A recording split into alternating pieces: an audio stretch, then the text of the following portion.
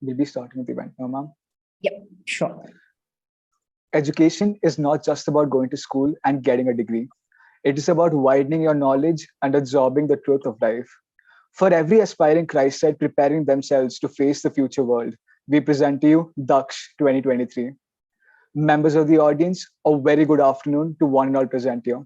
Christ University is pleased to bring you all the brand new edition of DAKSH, the annual flagship event of the university.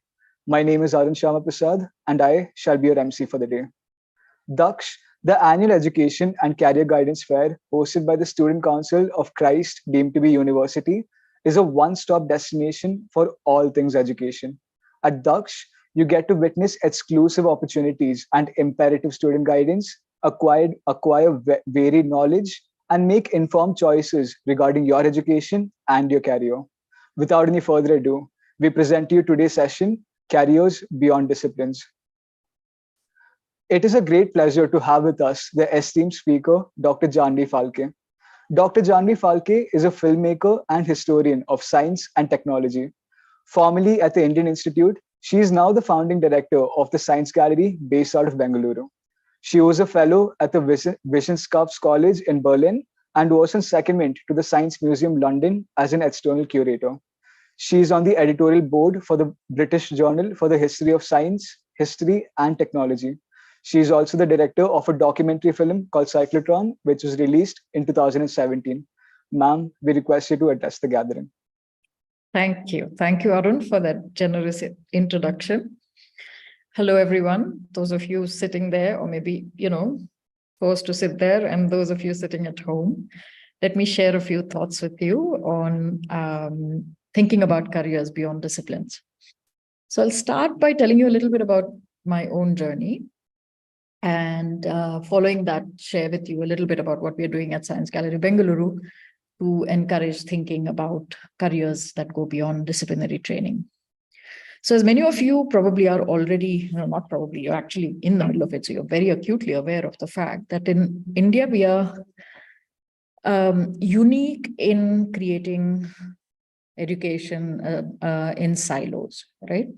So, for example, if not already at 15, by 17, we are separated into streams. So, science, engineering, medicine, arts, as the humanities are called in India, social sciences, whatever it is, right? Like, so between the ages of 15 and 17, most of us find our path chalked out for us, sometimes because of grades, sometimes because of circumstances, sometimes out of choice, but very rarely out of choice, I should say. Unless, one has the privilege of both having the rank, but also sometimes having the funding to be able to do so. Now, what is strange about this is that by the age of 17, when you're actually training your mind to think about the world, to think about making larger choices in life, to think about who you want to become, etc., you are being socialized with people who are only thinking about your profession. So if you go to an engineering college, you're going to spend the next 4 formative years of your life with people who only think about engineering. Whereas if you went to a university, say in England or in Canada or in the United States or in Australia, you're going to be dorm mates or dining table mates with people who are not from your discipline. So at King's, for example, where I used to teach, as Arun mentioned, you could study engineering, you could study law, you could study medicine, you could study culture and creative arts. So you could study a range of professional trainings. Just give me 1 second.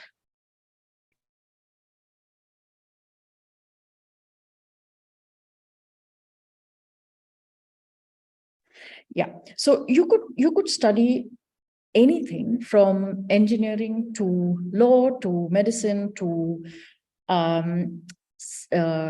culture and creative industries to history to political economy.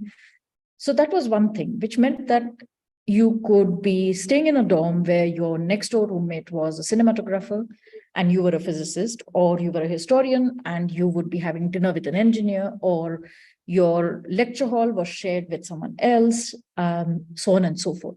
So what I'm trying to say is that the likelihood of you making friends and socializing in your formative years with people who are not from your profession is simply not possible in India. Also, because many of us leave home to get educated, especially for professional education in other cities, which means that you don't arrive in a location where you have friends and you make friends with people with who you study and who are invested in the same kind of profession as you are, at least for that short period of time. Things might, of course, change after those 4 or 5 years. But what it does is, I think it robs us of the ability to socialize our mind to different perspectives, different intellectual, intelligent perspectives coming from different kinds of knowledge. And also, therefore, our ability to imagine that someone else could have knowledge that could be useful to our own work. And I think the second is a more difficult part. So for an engineer to think that a historian has something important to say to them, or for a historian to think that an engineer might have something important to say to them also, is something that is completely lost on us. And I think that has its costs, because then engineers think there are technical solutions to everything, and people from the humanities think that engineers and scientists cannot think, right? And so it becomes a battle that is perpetually drawn out, because we all speak in idioms and languages that we don't understand, leading to a society, a politics, a socialization that is actually quite shrunk in its imagination, and it's deprived and it's impoverished, because we stand to gain a lot from each other, not only in terms of getting different perspectives, but also to actually improve our own professional life as well. And so this is sort of the starting premise for what I want to share with you today. My own journey is that where I, at the age of 15, I decided that I was going to study the humanities. Don't ask me why. I felt compelled and I felt drawn to it. And so I got my first 3 degrees in civics and politics. In some institutions, it's called political science. When I was studying, it was called civics and politics. And then I found myself actually very dissatisfied with what I was learning. I wasn't particularly happy. But of course, in the Indian system, changing meant that I could, I could study economics maybe, or psychology or something like that. But there's no way to move completely or to start again. Unlike, say, in a country like the United States, where you're actually allowed to do that. And so that's exactly what I did. I went to the United States. I registered in a program in history of science. Why, etc. I'm happy to discuss that during question and answer session. But when I joined the program, actually, I did not have a very good idea of what history of science was. After joining, then I took undergraduate courses in physics and, attended those courses, started studying history of science, spent the first few years in coursework, and then eventually did my PhD, and then started teaching. So what this is, and today, of course, I'm leading, the establishment of Science Gallery Bengaluru, which is all about, science and knowledge systems and their presence in the public domain. So in that sense, you can say my career journey is one that simply would not have been possible in the Indian educational system. And I think that is a problem we need to address, and that is a problem we need to overcome in order to realize the best potentials of our minds. Because I think, and I'm not entirely sure how I would have performed if I had continued what I started studying, when I was very young. But I think, to my mind at least, the best of my potential is being now realized when I bring my training from before what I did, from before my studies in history of science and after I studied history of science together, in order to imagine what the place and space of science is in the public domain. And so I think actually what I'm able to do now, I'm able to do better because of exactly all of the things that I studied, and not because of only history of science or only humanities, as I studied before, humanities and social sciences as I did before. So with that, let me share with you a little bit about Science Gallery Bengaluru, which is a new institution in our own backyard. It's been set up in Bangalore. I actually come from Bombay originally, but I do think Bangalore is the right city to do what we are doing, because there's a new kind of energy in the city. It has the right mix of things. It's a multilingual, multicultural city. Already sort of, there's an interesting sort of, play between the old cantonment and the old sort of, Malleshwaram surrounding old Bangalore, but also now, with Whitefield and Electronic City, there are newer components which are sort of, slightly more American than anything else.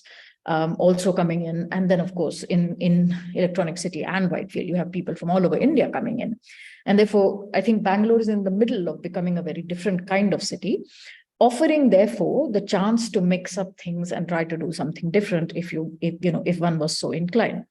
So let me share with you a little bit about Science Gallery Bengaluru. As I share my screen with you, you will be able to see that very quickly. I trust you're able to see my screen. Yeah. Yes, ma'am. Yeah, excellent. Okay. So, so Science Gallery Bengaluru, we are a part of an international network of galleries. So we have sister galleries, 4 in Europe, 1 in America, 1 in Australia. We are the only Asian gallery. And we work with the following people. So the government of Karnataka was sort of our founding partner, but we also work very closely with the Indian Institute of Science, National Center for Biological Sciences, and Shrishti before it became Shrishti Manipal. These are the words we operate with. So, words that in India and in the Indian educational and career sort of line, you don't often see together, which is science and art or science and culture, and then experiment, right? Because we want to actually experiment with different things, experiment with different kinds of careers, different kinds of activities. So that's sort of, the work that motivates us. These are the missions sort of, that we take up in order to be able to accomplish that. So if we want science in culture, or if we want culture to influence science, that is society to influence science, then it has to be through young adults, because they, in a way are sort of ready to take decisions, and they are, of course, the decision makers of tomorrow, which is yourselves. We are sort of committed to open research, so that because we believe that knowledge belongs to everybody, knowledge is a common good. And we need a culture that is vibrant, that is, open to discussion, and it has an informed sort of, assessment of knowledge and how knowledge is produced, why knowledge is produced, and how it's used in our day-to-day life. So we've been doing research festivals. We've done 5 research festivals. I guess some of you might have actually come across those. Our own building will open this year, but this is sort of the bunch of infrastructures that we have within which we'll conduct our activities. So the public engagement is the research festival, public lab complex that opens later this year, and the mentorship in order to nurture young adults. This is somewhat what our, our buildings, of course, progress much more than this, but it's somewhat like this. Right now, these are some of the research festivals that we've held, which you probably come across. If you've not, do check our website. You'll find, more information on that. And I'll come back to why I said multidisciplinary in a second. So Contagion, which we did, for example, during the pandemic, we had, these are some of the statistics, and these are important because we're a cultural institution. We did an exhibition season, a research festival, and we were reviewed in the Lancet, as some of you might know, is a very important science journal. We work with international partners, both research institutions and cultural institutions, and we also, of course, work with similar partners in India. The current, as in just the exhibit that just closed, is Psyche, and that was about the human mind. And this is Carbon, which we will open later this year. This is what our building looks like when it opens, and that's a little bit, as I said, about Science Gallery. Now, coming back to the interdisciplinary part of it. So for example, during Contagion, what did we do? We invited people to, so apart from the research festival, which has an exhibition, we also invited, so say, for example, we invited historians of medicine, filmmakers, epidemiologists, vaccine makers, vaccine activists, people who talked about the contagious nature of laughter, people who talked about the contagious nature of energy on the dance floor, people who talked about misinformation, the misinformation epidemic, people talked about computer viruses and the contagion of computer viruses, right?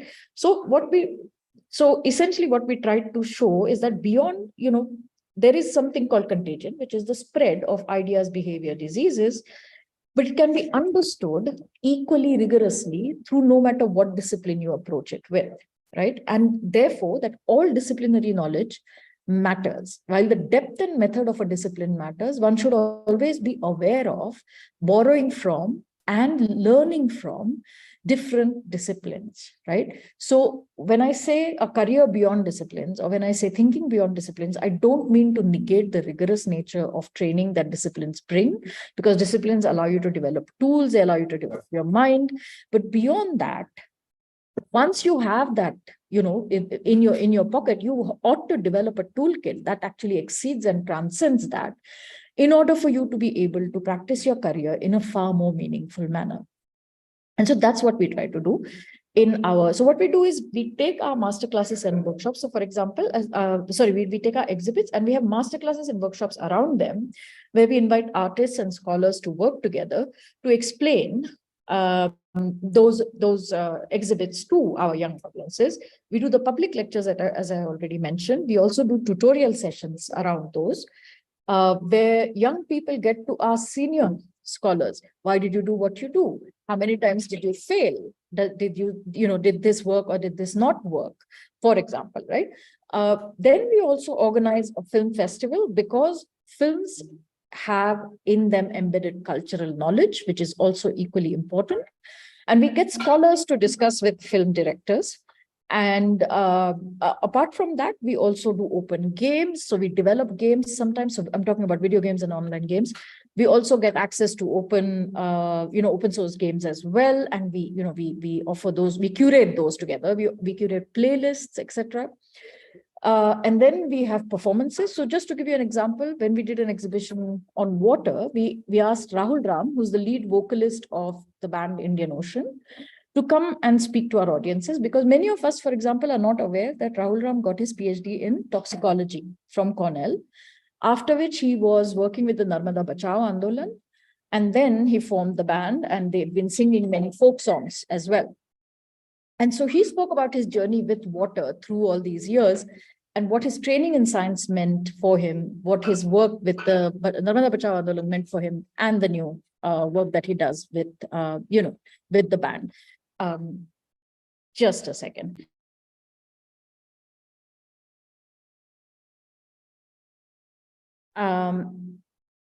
So we had a performance that way. We also had something called the Contagion Cabaret, where for the closing of Contagion, where a historian of medicine wrote together with her colleagues a script on contagion and plague, and the plagues and how they broke out and what happened, and so using historical knowledge to create a play. And so on and so forth. So we do all of that. And the other thing that we do is we collect all this interdisciplinary knowledge and we make it available by tagging it and producing all the metadata required on our website for people to access. Now, why do we do all of this? We are also generating, by the way, now from the archives, open courseware. So online courseware that anybody can take from anywhere. So why do we do all this? We do all this because I think we need to learn to think beyond disciplinary boundaries. We need to bring this kind of a perspective to no matter what work we do, because you can't be a good engineer without knowing what engineering and technical solutions do to society. You can't study society and politics without understanding what social media does to it. And you can't understand medicine without knowing how people react to and what people live with, and what kind of an ideal human body we are even thinking of. For example, many of you might, either are aware of or might be surprised to know that the model human body for the study of the human anatomy is the male body, as a result of which many treatments, including surgeries, are very rarely calibrated for the female body. Right? And this has consequences, as a result of which many ailments which are endemic to the female body are less studied than those of the male body, right? So these are the kind of perspectives, or for that matter, that for the longest time in history, it was thought that women have smaller brains, or that have brains that do less work. And of course, we clearly find out, and I think in India, it doesn't need to be told to anybody that in fact, I think the Indian women are doing incredibly well. Not just in education, but also elsewhere. And we see that, of course, across the world as well. So, which means that social perspective is required also for scientific knowledge to be calibrated, recalibrated, and reassessed. Race science, gender, all of these questions, which were taken for granted at some point of time, are not questions that we should be taking for granted, because these were prejudices that were enacted as knowledge. And that is why, even if you intend to become a scientist, it's very important for you to understand society. And that's why, even if you want to study society, it's very important for you to understand science, because today we have the possibility of editing the human gene even before babies are born with CRISPR-Cas technologies, without knowing its consequences. And therefore, if such choices are presented to you as someone who is not a medical practitioner themselves, how are you going to make those decisions, right? Like, or how are you going to assess the information thrown at you? Or as a political scientist, how are you going to understand electoral behavior if you do not understand what social media is doing to electoral how should I call it, electoral publicity, shaping of electoral behavior? Cambridge Analytica is something you guys might have heard of before. So, so all of these things mean that we all need to think beyond our disciplines. We have the ability to understand and want to know desire beyond our disciplines, but also therefore think of not only careers beyond disciplines, but think of our careers beyond the disciplines that we have studied. So become a better engineer by knowing sociology, become a better sociologist by understanding aspects of science and engineering, and finally become a better citizen, by understanding why and what is at stake. At the end of the day, why are we producing knowledge? Why are we producing technical solutions to problems? Why are we doing what we do? We do all of this in order to build the societies we want to build. And we think we want to always move towards a better society, a better politics, a better life. So if everything has to become better, how does that happen? And that's the work we need to do. And that is why we need to read beyond our disciplines, think beyond our disciplines, but imagine our careers also beyond our own disciplines. And I think that's the message with which I will stop for today. And I'm very happy to take questions. My apologies for the sound in the background. I'm at a workshop outside the city, and I couldn't escape into a room where I could have taken the call in much more silence. So my apologies for that. And thank you for listening. Thank you so much, ma'am, for an eye-opening session. I'm sure all of us have some sort of immense takeaways and learnings to take from today's session. The audience, please note that we are now open to taking questions for our esteemed speaker, Dr. Jahnavi Phalkey. If you have a question, we request you to raise your hand and our volunteers will bring the mic over to you.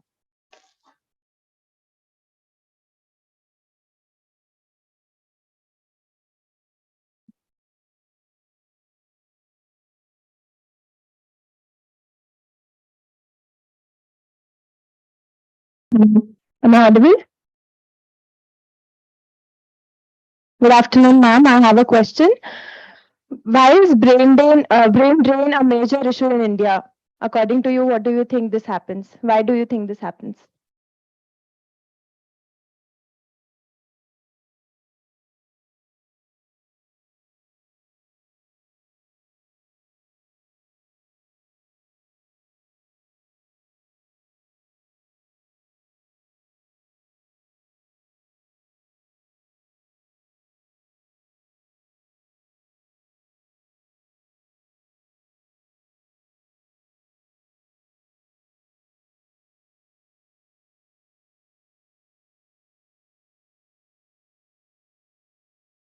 Ma'am, you're muted now. There I am. Yeah.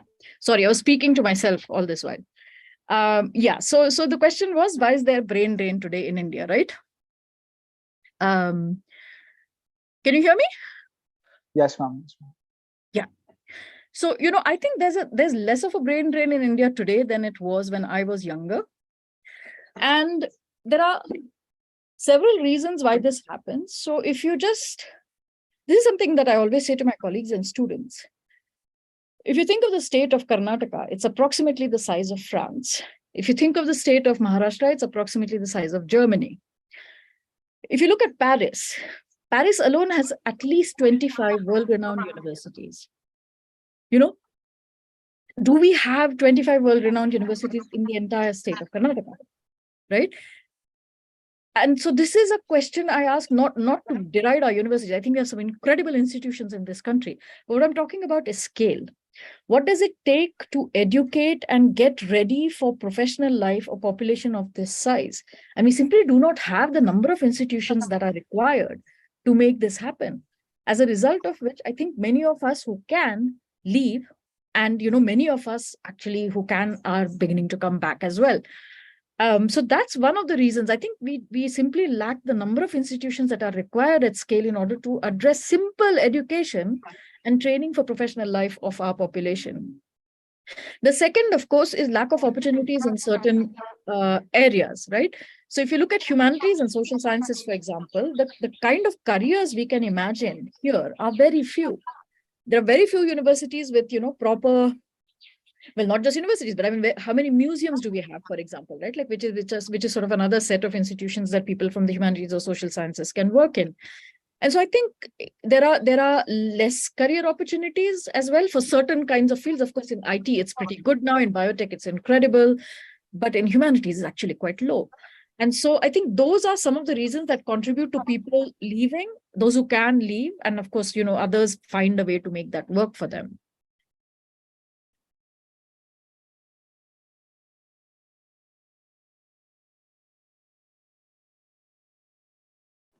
Thank you, ma'am. The audience members, if they have any other questions, they can ask.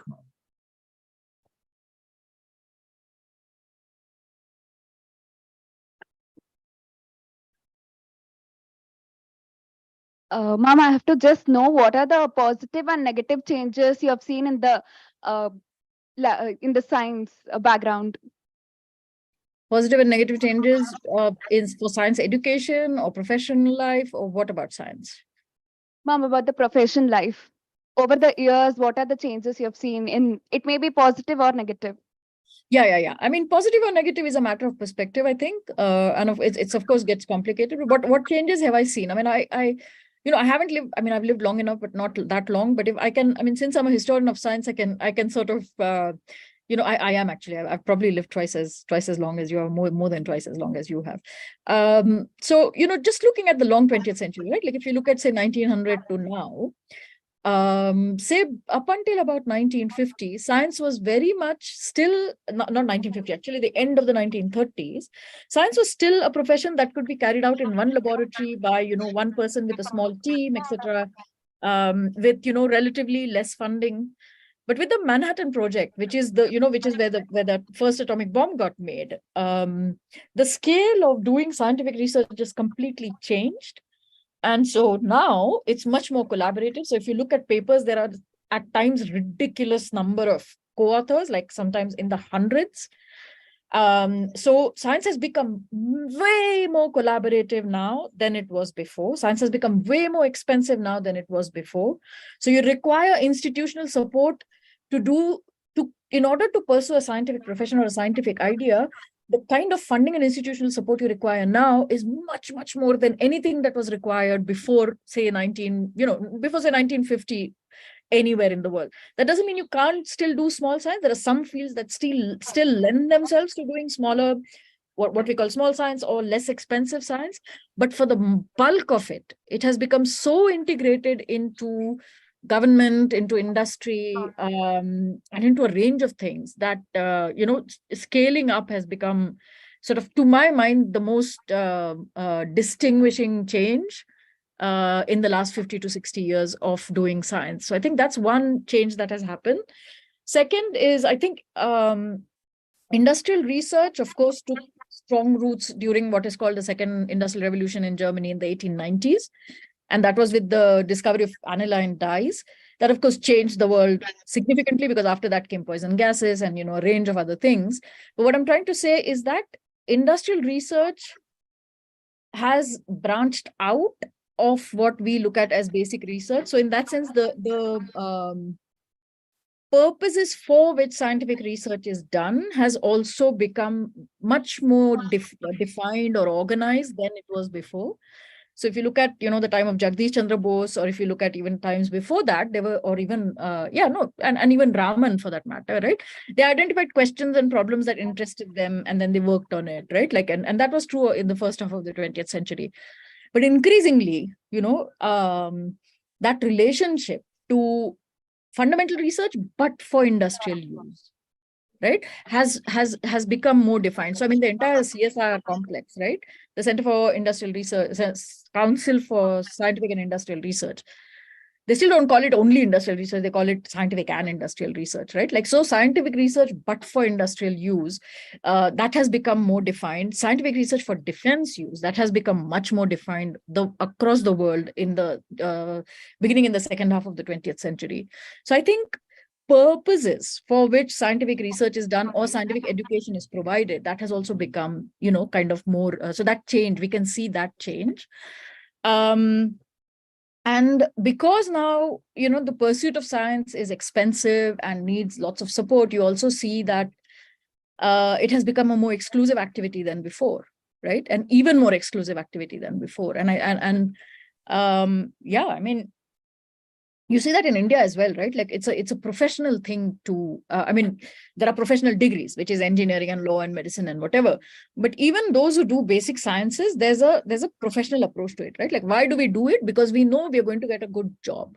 Why do parents say don't study humanities and social sciences? Because or art, for that matter, you won't get a job, right? Or what kind of a job will you get? How will you support yourself, right? Which is a legitimate worry, by the way. I mean, it's not a trivial worry. And that's why we kind of, get into these professions. So our sort of relationship to science has become professional. It's not one of, how should I put it? It's less so the case that it is a relationship of knowing, of knowledge, of curiosity, because it's too expensive. It's too expensive to have sort of that luxurious relationship to it. And therefore, I think, in India, and that's one of the reasons why we don't have like a cultural conversation on science, right? Like, everybody will ask you, your neighbors will ask you, how much marks did you get? What's your rank in whatever exam? Did you get admitted to this? Did you get admitted to that? Nobody will ask you, or very few people will ask you, what is your graduation project, by the way? Why are you doing that project? What do you think you're going to do with that? What did you write your term paper on? Nobody cares about what you write your term paper on. All those people who are worried about, oh, did she get into science? Did he get into, engineering? They will, most of us will not care about what those, what the poor minds are doing on a term-to-term basis. It's like, did you learn anything interesting in physics this year? Are you guys doing calculus? Or, that's about where my math stops, by the way. So that's the thing, right? Like, so it's, one can say that the pursuit of science has become more professionalized, right? And for good or bad reasons. I mean, one cannot say that upward social mobility, right? Like, so stable jobs, better careers, a drive to become a middle class or upper middle class person. These are not trivial goals to have either, right? Like, these are, one can't fault people for wanting to have that. But as a result of which, of course, what happens is that the content of science itself becomes less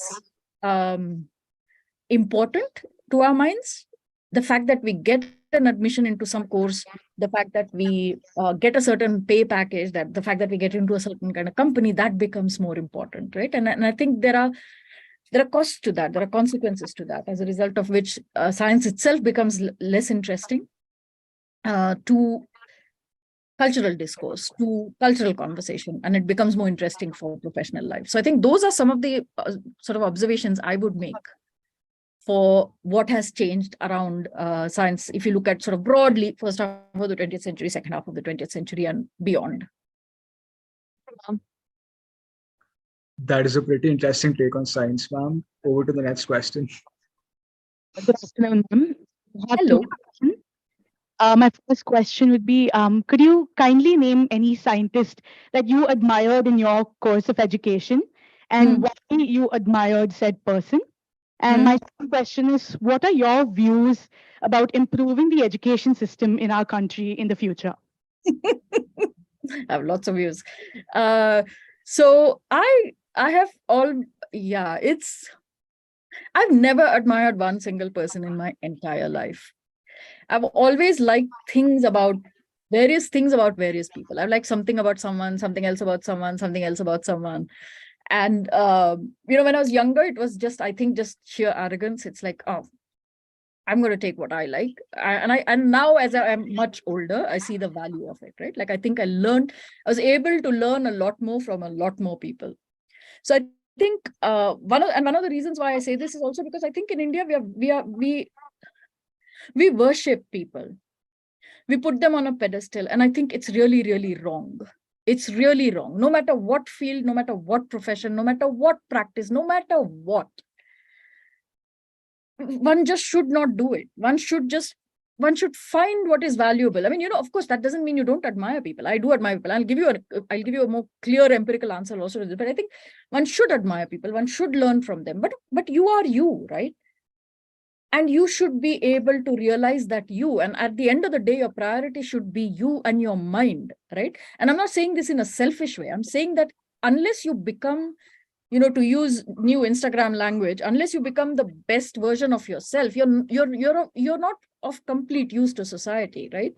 Because when you are at your capable best, you are socially, politically, institutionally a good person to have, right? And so I think bear that in mind when you think of, I would say, given that I'm a teacher, I always have that teacher in me, don't do this, don't do that, do this. And when I was a young person, I hated it. So you will hate me for it, but it's okay. Don't try to become like someone. Don't admire them for becoming like them. Admire them for who they are, and use that as an inspiration to become who you have to become, right? And you will never be like them because they will also never be like you, right? So I'll tell you who are the people I have actually sort of, found very interesting in my life, from whom I felt like, I could sort of realize certain things or not. So I've really, really liked, so I like rock music a lot. So I really like Patti Smith, who's like the mother of punk. I really find her extremely interesting. I mean, here was a woman who came into a world of rock, which was largely a male-dominated sort of, thing. And she sort of, she changed it forever, right? So I really find that very impressive about her. And she's a very unassuming person. She doesn't take herself very seriously. So I quite like that, and I think what I take from her is that unassuming approach to life, right? I'll shake your music world, but I'm not going to tell you that I'm the star, right? Like she's not the black goggle wearing rock star. She's like, she'll shake your world and she'll leave, right? So I really like her. I like the science fiction writer Ursula Le Guin, who some of you might have actually read. If not, please do go read. And I like her because she's someone who has always sort of, thought that other worlds and other kinds of lives are possible. And she created those in her science fiction world. And I like that. I like that sort of desire to imagine something even better, right? So I really love Ursula Le Guin for that. I like the rock star David Bowie as well, very much, because, he couldn't be bothered about how he was dressed. Did he dress as a woman? Did he dress as a man? Did he put makeup on his face? He sang, and when he sang, you listened, right? And he's an intelligent man, right? And so, I've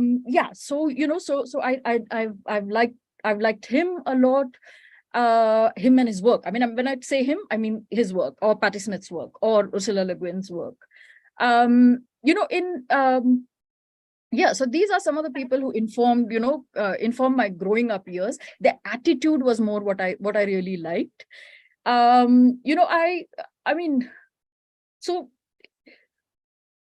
when I answer like this, you'll be like, okay, but you're a historian of science. Do you not have a historian of science in mind? I don't actually, because it's like, to become a good historian of science, I think if I have the attitude that the attitudinal sort of attitude, if I borrow and learn from the approaches of these people, I think I'll be able to do better history of science, right? I don't necessarily do better history of science because I admire a historian of science. But I might do better history of science because actually I learned from these people, because for them, all that mattered was they wanted to do what they did really well, right? So these are some of the people that I've actually cared about a lot. And in India, I think, I know it's a controversial answer to give, but I have found a few figures, of course, very, very fascinating in Indian history. And amongst them, I think Mohandas Gandhi, I find still very, very, very inspiring to to stand up at a time and at a time when, basically, India was not independent. To say that non-violence is the path forward when the rest of the world was looking at violence as a path forward, and to take that many people with you, right, is quite a thing to achieve. So I think those are some of the things I would say. And as to what to change about the Indian educational system, I think the silos have to be broken.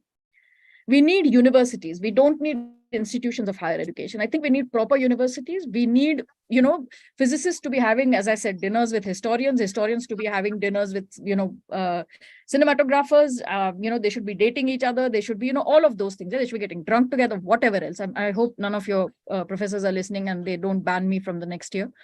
But essentially, they should be doing everything together that young people do, right? Go for picnics, essentially. So learn, as an engineer, you should see that a historian is just as normal a human being as you are, or an artist is completely mad and, as mad as a physicist is, right? These are things that need to happen. So I think the main change I would want to see in Indian education is the breaking of these silos, and then therefore changing of curricula, and this and that and all of that. It will take care of itself.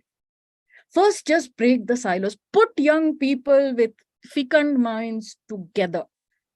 Change will come, so that would be my thing. Oh yeah, and the other thing I would say is that if we want education to do anything for India, I think we need to put, and I've said this everywhere, you'll hear me say this until I die, we need to put as much money in I don't know if you guys know the ITIs, the Industrial Training Institutes.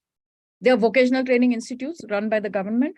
We need to put exactly as much money in the ITIs as we put in the IITs.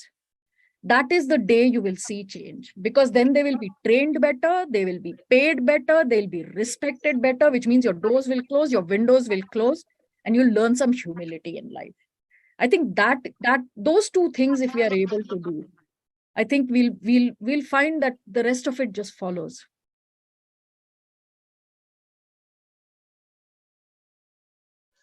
On a completely unrelated note, ma'am, David Bowie is one of my favorite musicians as well, ma'am. On to the next question. Yeah. First of all, I would like to wish you a very good afternoon, ma'am. Hello.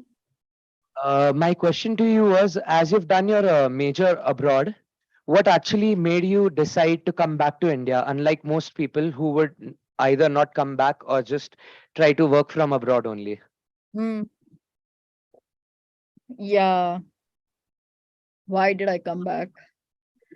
Quite frankly, I don't know. I mean, I can give you a sort of, cute answer by saying, oh, I really wanted to do something, etc. I don't know.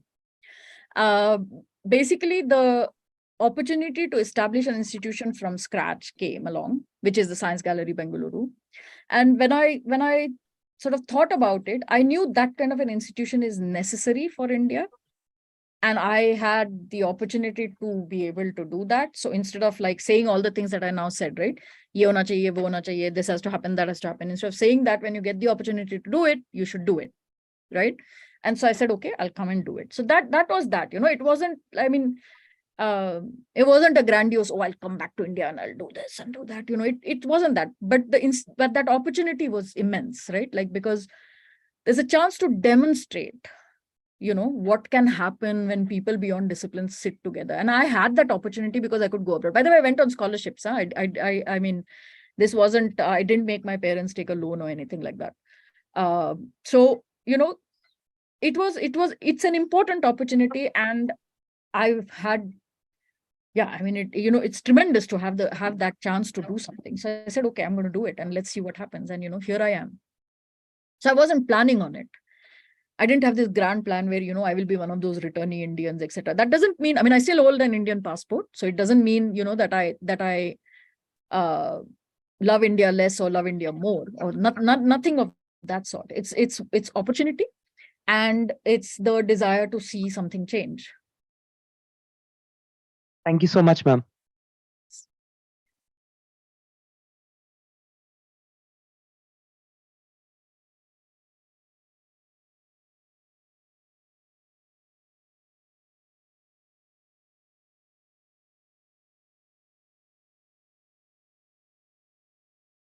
Good afternoon, ma'am. Hello. Yeah, so I have a question. Since now you're a part of science, have you ever felt like you were left out of the crowd or insecure when you have to try something new? No, I never feel like that. I never feel like that. I never allow myself to feel like that. There are people who want me to feel like that. So, there are people who will come with a degree in physics and try to make me feel small, saying, "Tumne to kabhi physics ka degree kiya nahi hai." Sorry, I break out into Hindi. I come from Bombay. So, that sort of happens. So, let me put it this way. There are people who want you to feel small. I actually couldn't be bothered. Because you know why? I mean, life is short. I'm able to do what I'm able to do. You're able to do what you're able to do. Who's small? Who's big? Nobody. Right? So, no, don't let anyone make you feel that way, and don't allow yourself also to feel that way. Karo, you'll fail. You'll try again. No problem. And if you continue to fail, do something else. Really, no problem. I think we should stop attaching judgment to everything. It's okay.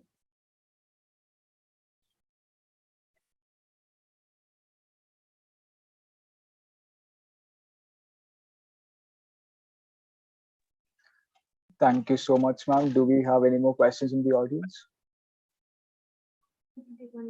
Am I audible? Yes, I can hear you. Good evening, ma'am. Ma'am, during your speech, you had mentioned about migrating to the United States.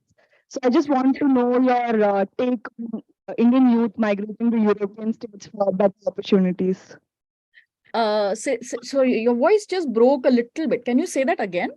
I want to know your take about the youth migrating to European states for better opportunities. I still couldn't. Can somebody just, Arun, can you summarize the question? Are you audible? Am I audible now? Your voice is breaking. Ma'am, it's understandable. Ma'am, can you repeat the question? I just want to know her take on the Indian youth migrating to European countries. To European countries. Is that the question? I couldn't understand the question, ma'am. Yeah, same here. Are you audible now? Yes, better. Yeah. Ma'am, you mentioned about going to the United States. So I just want to know what you think about going to other countries for better opportunities. I can't hear you actually. Your voice is breaking. So sorry. Up until now, because I could hear everything properly. Can you summarize it? Can someone else summarize it maybe? Ma'am, the question is, just a second, ma'am. Yeah. What is your opinion on Indians migrating to European countries, ma'am? Oh, to Europe as opposed to United States. That's the question, right? Yes, ma'am. Okay, cool. So, I got my PhD in the US, but the rest of the time, I left India when I was a student. I lived outside of India for 18 years. And out of those, I spent 3.5 in the US, and the rest of it was spent in Europe. So I can speak to that with a little bit of sensitivity. I mean, the last 8 years I was teaching in the UK. Before that, I was in Germany, Norway, and France. So one of the reasons why many Indians have avoided these countries, other than the UK, of course, is language, right? So most of us don't go there because basically the higher education is offered in their own languages. So that's the reason. Of course, they're changing now because they've seen that the UK and the US have both flourished because they had lots of international students. They also got lots of money because international students pay lots of fees. And so they're trying to encourage that model now. All I can say is that, two things. I mean, let me speak to what my assessment, okay? This is my personal assessment. You can speak to other people and get their assessment also. This is not gospel, what I'm going to tell you, but it's my opinion. It's my informed opinion. So I'll speak to quality of education in Europe versus, some parts of Europe versus the United States. I'll speak to some extent to quality of life, and then the issue of language. So in terms of quality of education, I personally find that postgraduate education, what we in India call postgraduate education, that is master's and beyond, is of a much higher quality in the United States than it is elsewhere, United States and Canada. So it's I mean, the kind of freedom you have there. So if you go to the UK, it's like India, right? Like you come from the humanities, you study humanities. You come from science, you'll study science. In the US, you have the opportunity to do whatever you want, right? So not only is it more open-ended, but it's also much more rigorous. So I'll give you an example. When I studied in the US, our teaching hours the hours we spent with hours as in weeks we spent with our professors was 32 weeks. So we had instruction for 32 weeks in a year. In the UK, 32 weeks of 3 hours of each lecture. Okay, so every lecture, as in seminar, this postgraduate studies was 3 hours. In the UK, when I was teaching, okay, we would have contact hours of 2 hours and 19 weeks of teaching. So as a professor, it was brilliant because I had to teach only for 19 weeks and 2 hours every time. If you're in the US, you have to teach for 32 weeks and 3 hours at one time. So as a professor, you should be in Europe. As a student, I would say go to the US because you get much more rigorous training apart from it being open-ended, right? And it is much more diverse, much more diverse. I mean, you have everybody from the world coming there. There are also many more scholarships in the United States than there are in Europe for foreign students. I didn't want to live there. I think life is very different to what kind of life I want, and that's why I moved to Europe. So second is quality of life. And on an average, quality of life in Europe is like much better than in the United States. So I think if you want to live and work, I would say, go to Europe. I mean, that's the decision I took. Again, as I said, this is my personal opinion, my personal experience. You should think about it from your own perspective. But quality of life is much better there. If you go to a supermarket in France, there are like 15 different kinds of apples you can have, or 16 different kinds of oranges you can have. The quality of bread is fresh every morning. It's just, I mean, incredible, right? Like, and everybody's on a picnic. Cities are small. There's public transport. In the US, you have to have a car. There's public transport. In Europe, you can go everywhere by train, by buses, by trams, whatever. Cinema. Working hours. Nobody writes to you after 5 o'clock in the evening. Nobody writes to you on weekends. Nobody expects you to work on weekends. Nobody expects you to work on holidays. So quality of life is much better in Europe. Now, coming to the question of language, it will mean, of course, unless you go to the UK, by the way, UK quality of life is now slowly going down because all the exports and imports from Europe are getting affected. So be mindful of that. Apart from the UK, language, while most Europeans do speak English, it's not the primary working language. Their working languages are their own national languages. That raises an interesting question, right? Because their languages are vibrant, because there is intellectual life in those languages. Modern life happens in those languages. In India, on the other hand, history and tradition happens in Indian languages. Modern life happens in English, right? And that actually is something I realized after living there. And I think that's a tragedy. Because, if Karnataka is the size of France, then you have the number of people. Well, I'll speak to Maharashtra because I know that much better. Between 80 to 100 million people speak Marathi, but there isn't intellectual life in that language that's comparable to German. There isn't publication in that language that is comparable to German, right? And so I think that's a lesson worth learning and worth thinking about as to how do we create modern lives in our own languages, right? Rather than sort of relying only on English, and what kind of respect can we give our languages where they are not only repositories of histories and culture, but actually become more contemporary. So I think that's something sort of worth remembering. Thank you, ma'am. With that, we come to the end of the question and answer session. And that brings the proceedings for today to a close. We are extremely grateful to our speaker for enlightening the way to increasing our knowledge and insight on various things. Thank you to everyone who contributed to the seamless to the seamless operation. Excuse me. No, ma'am, Sorry, I was cracking a joke at your expense. Oh, no, wait, I couldn't hear anything, ma'am. There's like an echo at someone's end. I'm really sorry, but yeah. Thank you to everyone who contributed to the seamless operation of the event, including all the teachers, management, and volunteers. And thank you all for being such a wonderful audience. We hope each one of you present here today takes home a new slice of learning for your future endeavors and that you are one step closer to understanding your past better. Have a lovely day. Thank you. Thank you very much for having me. And I really enjoyed myself. I'm sorry for the noise earlier. Sorry for moving out. And I'm sorry that I'm actually not there in person, because I think that would have been even more fun. So thank you again for having me, and look forward to, the next time this is possible. Thank you so much for your time, ma'am.